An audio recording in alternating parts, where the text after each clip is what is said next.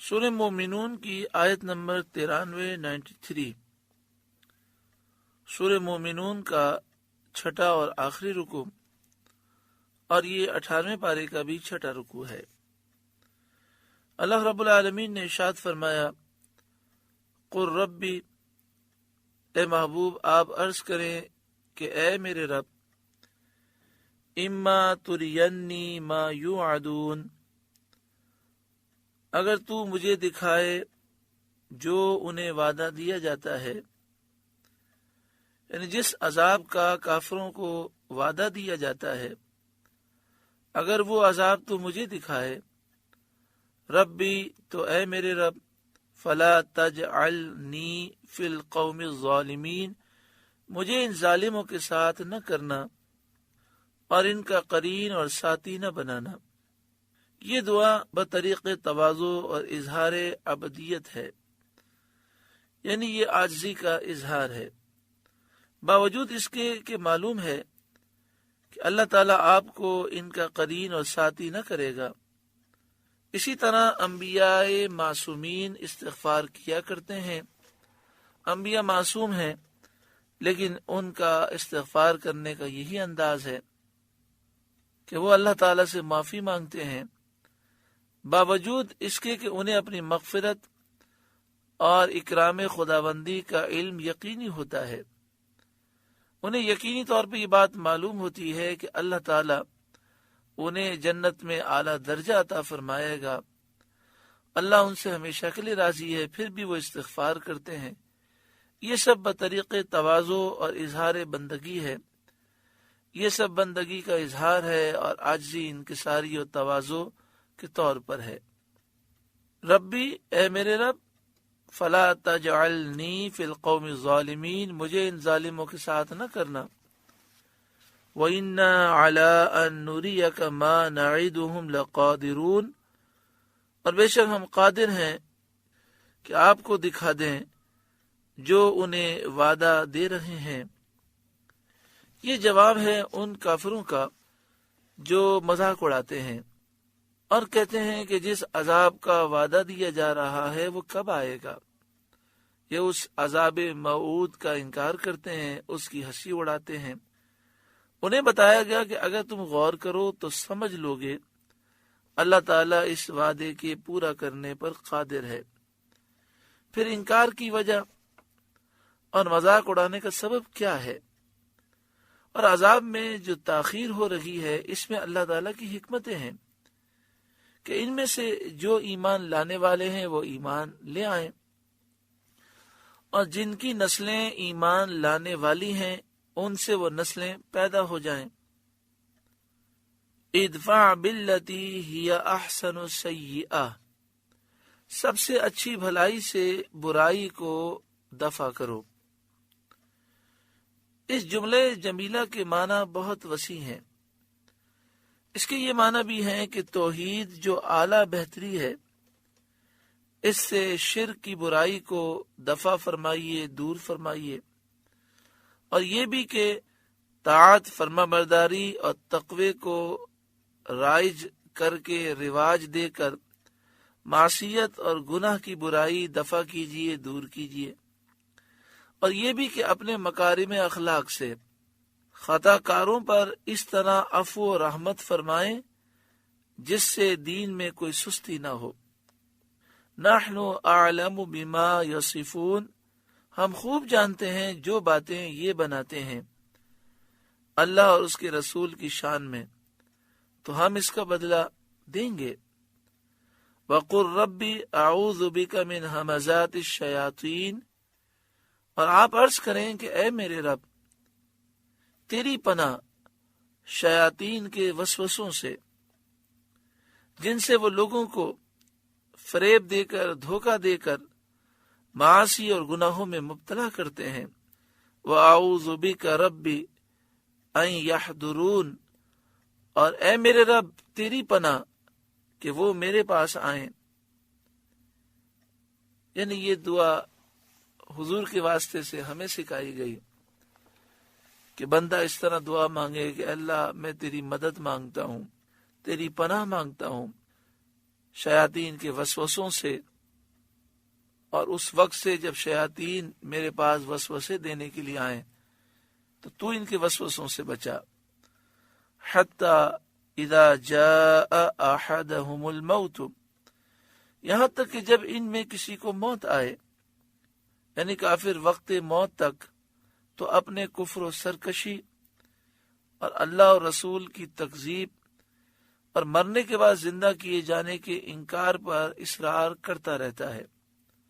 یعنی کافر جب تک زندہ رہتا ہے اپنے کفر پر قائم رہتا ہے، سرکشی پر، اللہ اور اس کے رسول کو جھٹلاتا ہے، مرنے کے بعد زندہ کیے جانے کے معاملے کا وہ انکار کرتا ہے اور اسی پر اصرار کرتا ہے۔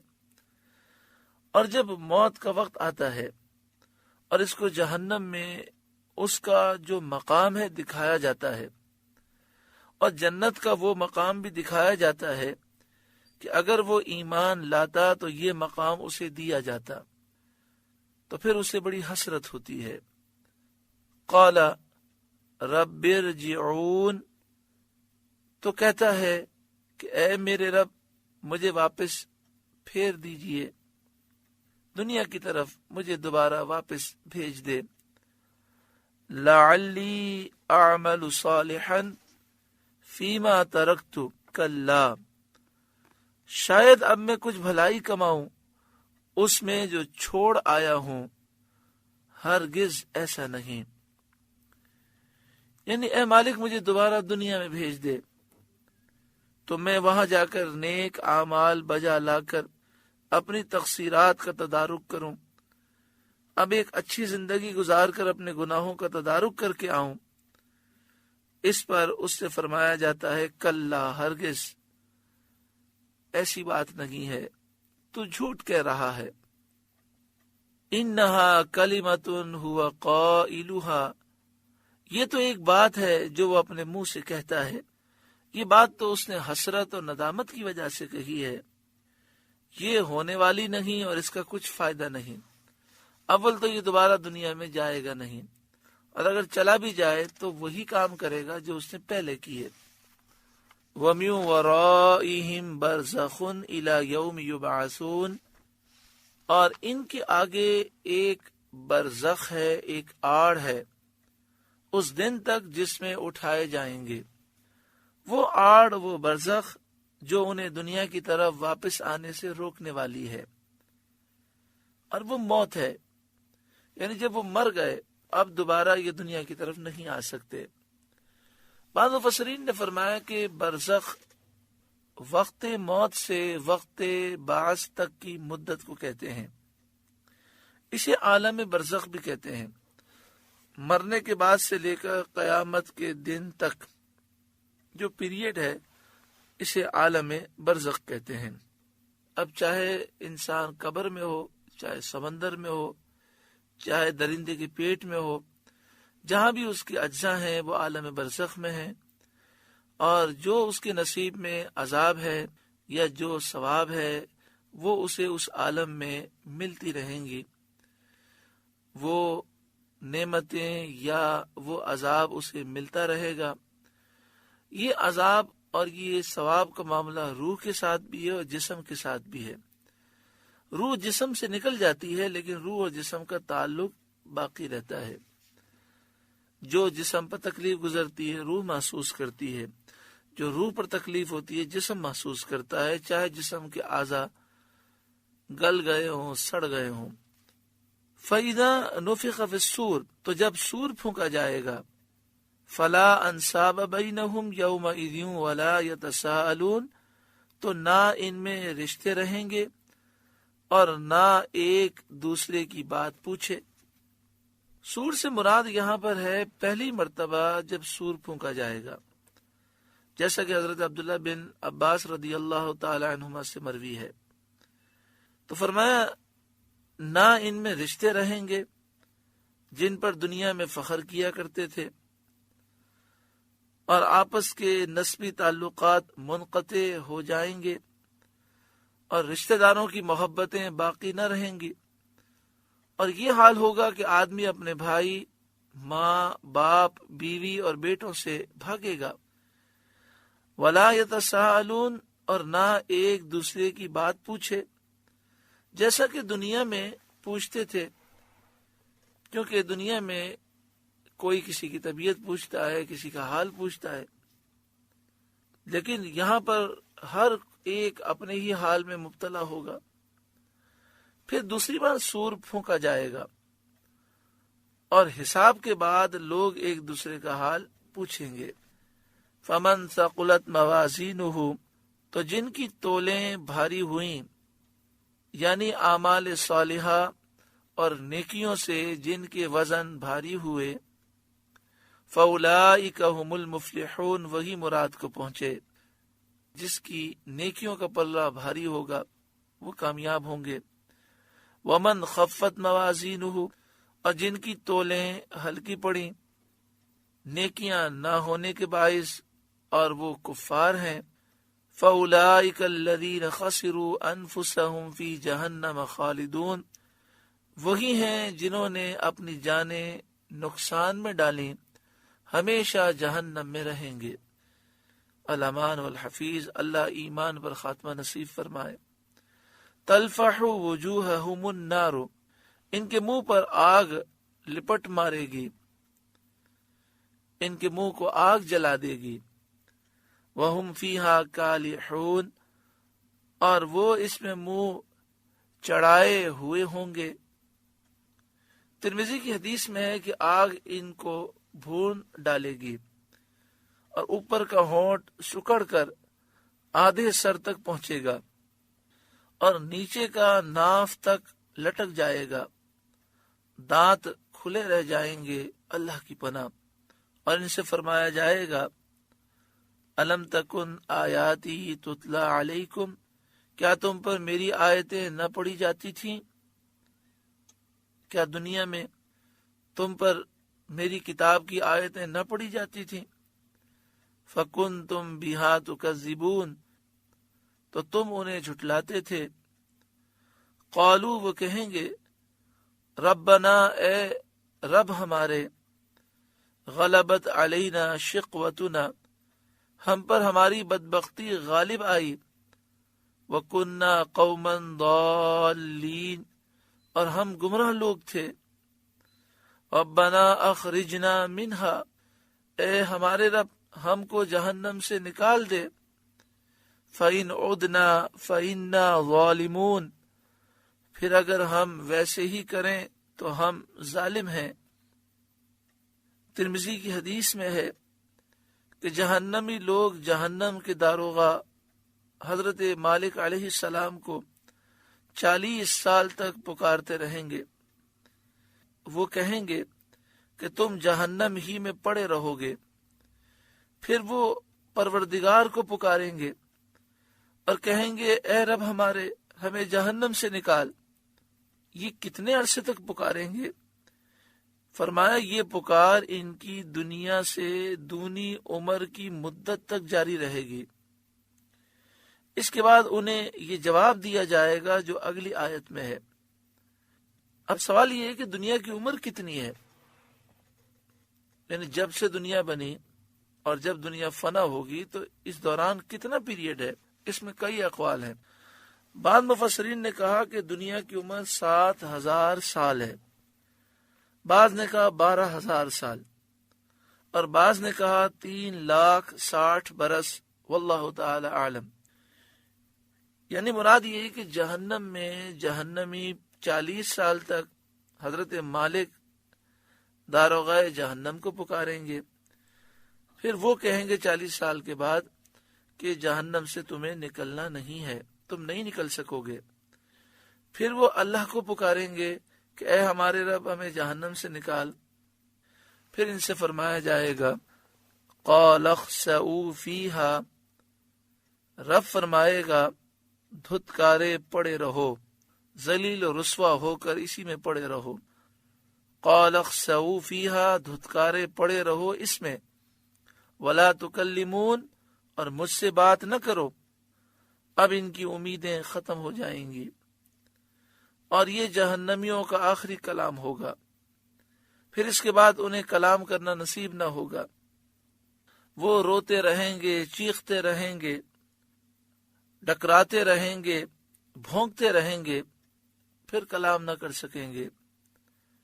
یہ کن کا ذکر ہے؟ جن کا خاتمہ کفر پر ہوگا۔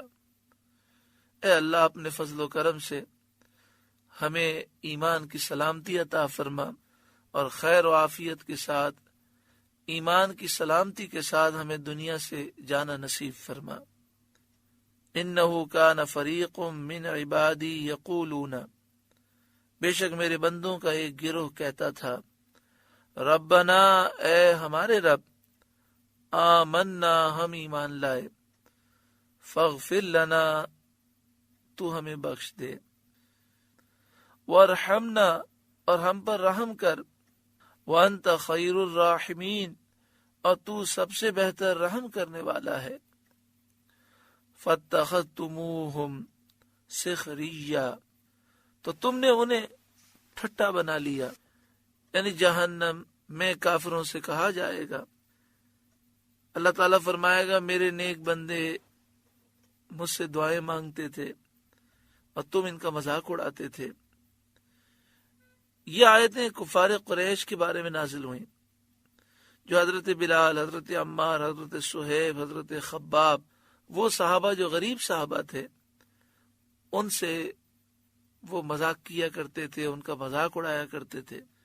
حتی انسوکم ذکری، یہاں تک کہ انہیں بنانے کے شغل میں میری یاد بھول گئے، ان کا مذاق اڑانے میں اتنے مشغول ہوئے کہ تم میری یاد بھول گئے۔ وَكُنْتُمْ مِنْهُمْ تَضْحَكُونَ، اور تم ان سے ہنسا کرتے تھے۔ انی جزیتہم اليوم بما صبروا، بے شک آج میں نے ان کے صبر کا انہیں یہ بدلہ دیا، انہم هم الفائزون، کہ وہی کامیاب ہیں۔ محترم پیارے بھائیوں اور بہنوں، آج اگر ہم یہ سمجھتے ہیں کہ لوگ ہمارا مذاق اڑاتے ہیں صرف اس وجہ سے کہ ہم دین پر عمل کرتے ہیں، ہم گناہ سے اپنے آپ کو بچانے کی کوشش کرتے ہیں، تو پریشان نہیں ہونا چاہیے۔ بس دعا کریں کہ جو مذاق اڑاتے ہیں اللہ انہیں ہدایت دے، اور اللہ ہمیں استقامت عطا فرمائے۔ فرمایا کہ جنہوں نے صبر کیا انہیں اللہ وہ کامیابی عطا فرمائے گا، کہ فرمایا جائے گا انہم هم الفائزون، کہ وہی کامیاب ہیں۔ قال، فرمایا اللہ تعالیٰ نے کفار سے، یعنی کل بروز قیامت اللہ تعالیٰ فرمائے گا، کم لبثتم فی الارض عدد سنین، تم زمین میں کتنا ٹھہرے برسوں کی گنتی سے، سالوں کی گنتی کے حساب سے بتاؤ تم دنیا میں کتنا ٹھہرے، یعنی دنیا میں اور قبر میں۔ قالو، وہ کہیں گے، لبثنا یومن او بعد یومن، ہم ایک دن رہے یا دن کا ایک حصہ۔ یہ جواب اس وجہ سے دیں گے کہ قیامت کے دن کی دہشت اور عذاب کی ہیبت سے انہیں اپنے دنیا میں رہنے کی مدت یاد نہ رہے گی اور انہیں شک ہو جائے گا، اسی لیے وہ کہیں گے فَاسْأَلِ الْعَادِّينَ، تو گننے والوں سے دریافت فرما، اے اللہ تو گننے والوں سے پوچھ لے، یعنی ان فرشتوں سے جن کو تو نے بندوں کی عمریں اور اعمال لکھنے پر مقرر کیا۔ اس پر اللہ تعالی فرمائے گا، قال، اللہ فرمائے گا، إِن لَبِثْتُمْ إِلَّا قَلِيلًا، تم نہ ٹھہرے مگر تھوڑا، یعنی آخرت کے مقابلے میں دنیا میں بہت قلیل تم ٹھہرے ہو۔ لو انکم کنتم تعلمون، اگر تمہیں علم ہوتا، یعنی تمہیں اگر احساس ہوتا کہ دنیا کتنی مختصر ہے آخرت کے مقابلے میں، تو تم نافرمانی نہ کرتے۔ اب سورہ مومنون کی آخری 4 آیات ہیں۔ یہ 4 آیات صبح و شام پڑھنے کی بہت فضیلت ہے۔ کہ جو صبح و شام پڑھے اس کی برکت سے شیطان کے حملوں سے محفوظ رہتا ہے، جادو ٹونے نظر بد آسیب سے محفوظ رہتا ہے، بلاؤں سے انسان محفوظ رہتا ہے۔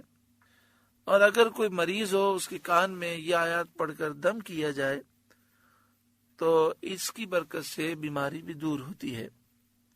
الوظیفۃ الکریمہ جو باہر شریعت مسجد سے ملتی ہے، اس میں یہ آیات لکھی ہیں، اور بھی وظائف ہیں اور بھی دعائیں ہیں۔ اللہ تعالیٰ میں صبح و شام یہ پڑھنے کی توفیق عطا فرمائے۔ افحسبتم، تو کیا یہ سمجھتے ہو، انما خلقناکم عبثا، کہ ہم نے تمہیں بیکار بنایا، وانکم الینا لا ترجعون، اور تمہیں ہماری طرف پھرنا نہیں، اور آخرت میں جزا کے لیے اٹھنا نہیں۔ تم یہ سمجھتے ہو، یہ بات غلط ہے۔ تمہیں عبادت کے لیے پیدا کیا کہ تم پر عبادت لازم کریں، اور آخرت میں تم ہماری طرف لوٹ کے آؤ گے تو ہم تمہیں تمہارے اعمال کی جزا دیں گے۔ فتعال اللہ الملک الحق، تو بہت بلندی والا ہے اللہ سچا بادشاہ، لا الہ الا ہو، کوئی معبود نہیں سوا اس کے، رب العرش الکریم، عزت والے عرش کا مالک، ومن يدع مع اللہ الہا آخر، اور جو اللہ کے ساتھ کسی دوسرے خدا کو پوجے، لا برہان لہ بھی، جس کی اس کے پاس کوئی سند نہیں، اور غیر اللہ کی پوجا محض باطل بے سند ہے، فإنما حسابہ عند ربہ، تو اس کا حساب اس کے رب کے یہاں ہے، انہ لا یفلح الکافرون، بے شک کافروں کا چھٹکارا نہیں، کافر کامیاب نہیں ہوں گے۔ وقل رب اغفر، اور اے محبوب آپ عرض کریں، اے میرے رب بخش دے مومنین کو، ورحم، اور رحم فرما، وانت خیر الراحمین، اور تو سب سے بڑھ کر رحم کرنے والا ہے۔ سورہ مومنون کا درس مکمل ہوا۔ اللہ رب العالمین اس سورہ مبارکہ کے نور سے روشن منور فرمائے، اور دوران درس جو ہم نے نصیحتیں سنی، اللہ تعالیٰ مجھے اور آپ سب کو عمل کرنے کی توفیق عطا فرمائے۔ اللہ اللہ اللہ